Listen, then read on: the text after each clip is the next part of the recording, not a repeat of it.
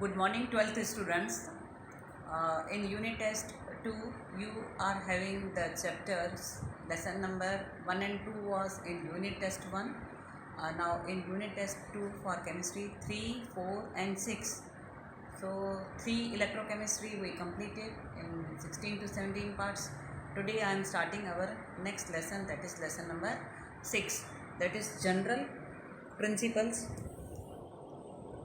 principles and processes of isolation of elements. Okay, now in this chapter we will see the history. First of all, on this pages 1, 2 and 3, history. It is a readable, so you can find out the MCQs. I am teaching you few of the sentences. The history of civilization is linked to the use of metals.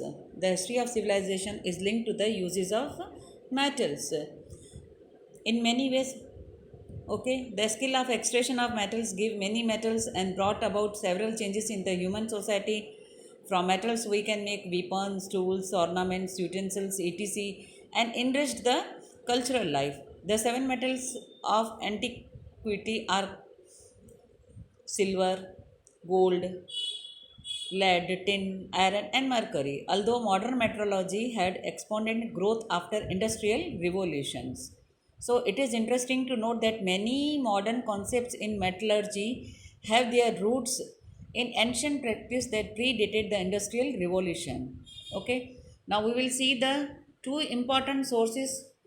Two important sources for history of Indian metallurgy are archaeological excavation and literary evidences.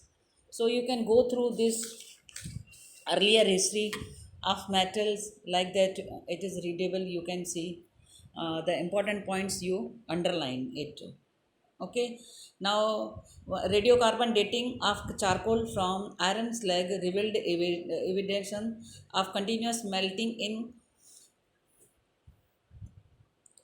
Khasi Hills of Meghalaya. Like that, there is archaeological evidences of zinc production in Rajasthan mines at Zawar from the 6th to 5th BCE. Okay, so this is the history of metals. We are starting our topics from 6.1, that is occurrence of metals. Now what is the occurrence of metals? From where we are getting the occurrence means from where we are getting the metals. Now a few elements like carbon, sulfur, gold and noble gases. Okay, carbon we are getting free, sulfur, gold and noble gases occur in free state, while others are found in combined forms in the Earth's crust. Elements vary in abundance. Among metals, aluminum is the most abundant. Okay, in this Earth's crust. In fact, it is the third most abundant element in the Earth's crust. 8.3% approximately by weight. It is the major component of many igneous minerals, including mica and clays. Many gemstones are impure forms of Al2O3. For example, gems, ruby, and sapphire have chromium and cobalt respectively as impurity. Iron is the second most abundant metals in the Earth's crust. It forms a variety of compounds and their various metals make it a very important element. It is the one of the essential elements of biological systems as well. Now for obtaining, what we are saying, occurrence of metal. Now for obtaining a particular metal, from we look for minerals. Okay, from where we are getting the metal? So they are having in a minerals form, which are naturally occurring chemical substances in the earth's crust. Minerals means naturally occurring substances in earth's crust and are obtained through mining.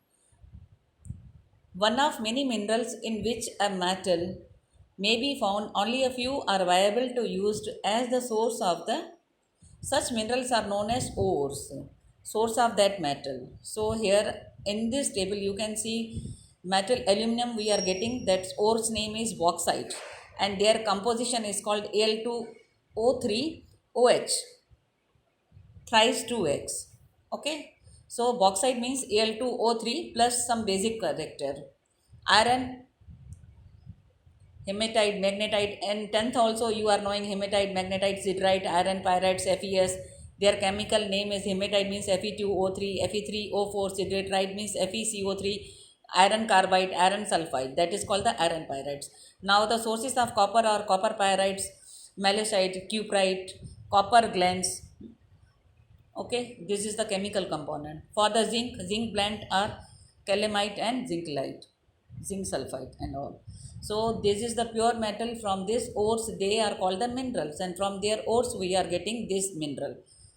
Now a particular element may occur in a variety of compounds. See, only this you can see iron in a variety of compounds, whether it is combining with oxygen or carbonate or sulfide. So process of isolation of element from its compound should be such that it is chemically feasible and commercially viable. So in this lesson we will learn from the extraction of ores, extraction of metals from the ores. Now in this process what we will go for, why we are doing the extraction, for the purpose of extraction, bauxite is chosen for aluminum. Okay, bauxite for aluminum.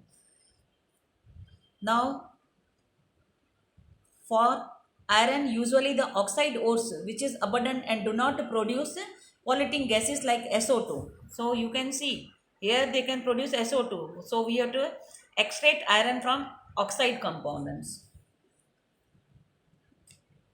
For copper and zinc, any of the ores listed in table may be depending upon the availability in that area. The entire scientific and technological process used for the isolation of the metal from the ore is known as metallurgy. Metallurgy means to extract metal from that ore only, simple word. The extraction and isolation of element from its combined form involves various principles of chemistry. Still, some general principles are common to all the extraction process of metals. So, in 10th also you are knowing how you extracted metals. Some aluminum and iron were in your course only. An ore rarely contains only a desired substance. It is usually contaminated with earthly or understand materials known as gangue. The extraction and isolation of metals from ores involving the following steps. First, concentration of the ore. Okay. So, first process is concentration of ores. Second, isolation of metal from its concentrated ore. So, first of all, we have to take the concentration of ore, then we have to isolate it, then purification of the metal. If you are getting impure metal, we have to do it pure metal. In the following sections, we will do one by one. So, in 6.2, 6.1 that I told you, occurrence of metals. From their first procedure we are starting metallurgy, concentration of the ore. So in the concentration of ore there are 1, 2, 3, 4, 5 methods are there. First method, see, removal of the unwanted material, example sand, clay, etc. from the ore is known as concentration. Concentration means we have to remove the unwanted material. Dressing of beneficiation before processing for concentration, ores are graded and crushed. Okay, graded and crushed to reasonable size. Okay, if there is a big size of a stone of that ore, you have to crush it. The crushing. Concentration of ores involves 7 steps, and selection of these steps depends upon the different in physical properties of the compounds of the metal present and that of gangue. The type of the metal, the available facilities and the environmental factors are also taken into consideration. Okay, now first process in concentration, hydraulic washing. First of all, this is based on the difference between specific gravity of the ores and the gangue particles. It is therefore type of gravity separation. In one such process, an upward stream of running water is used to wash the powdered ore. Okay, so hydraulic washing means the higher gangue particles are washed away and the heavier ore particles are left behind. Okay, so in this way we have to do the washing of that ore. Now in the second method, magnetic separation. After that, this is based on difference in magnetic properties. See, this is magnetic belt. So attracted by the magnet and not attracted by the magnet. This is based on difference in magnetic properties of the ore components. If either the ore of the gangue is attracted towards the magnetic field, see, this is the magnetic field created, then the separation is carried out by this method. For example, iron ores are attracted towards magnet, hence non-magnetic impurities can be separated. So if magnet is there, iron is there, it will be separated here, and the non-magnetic impurities can be separated. The powdered ore is dropped out a conveyor belt. This is the conveyor belt. Belt is running. Belt which moves over the magnetic roller. Magnetic substances remain attracted towards the belt and falls close to it. Okay. So here we are getting the iron core. In 10th also you did all these methods. 6.2.3 Froth flotation method. Now what is the Froth flotation method? This method is used for removing gangue from sulfide ores. Okay. In this process, a suspension of the powdered ore is made with water. Okay. Ore is made with water. Collectors and froth stabilizers are added to it. Collectors, example pine oats, fatty acids, xenothides, etc. are froth stabilizers. The mineral particles become wet. Okay. We are adding water, so mineral particles are wetting by oils, while by the gangue particles by water. Okay. A rotating paddle, this one, rotating paddles. As a result, froth is formed which carries the mineral particles. The froth is light and skimmed off. So froth is light and coming upwards. It is then dried for recovery. It is going to dried for recovery of the ore particles. Sometimes it is possible to separate two sulfide ores. Okay, two sulfide ores by this method. Adjusting proportion of oil to water or by using depressants. For example, in the case of the ore containing zinc sulfide and lead sulfide, the depressant used is sodium cyanide. It selectively prevents zinc sulfide from coming to the froth but allows lead sulfide to come out with the froth. So here lead sulfide, here zinc sulfide. So in this way sulfide can be separated by froth flotation method. Now next method is leaching. This is the innovative leaching. 6.2 point. Leaching is often used if the ore is soluble in some suitable solvents. Following examples like the leaching of alumina from bauxite. Bauxite is the principal ore of alumina, Al2O3. It usually consists of silicon oxide, silica means sand, iron oxides and titanium oxide as impurities. These are the main impurities with the aluminum bauxite, Al2O3. So concentration is carried out by heating the powdered ore with a concentrated solution of NaOH at this temperature and this pressure. This process is called digestion. Okay, to heat it, heating process is called the digestion. This way Al2O3 is excreted out as sodium aluminate.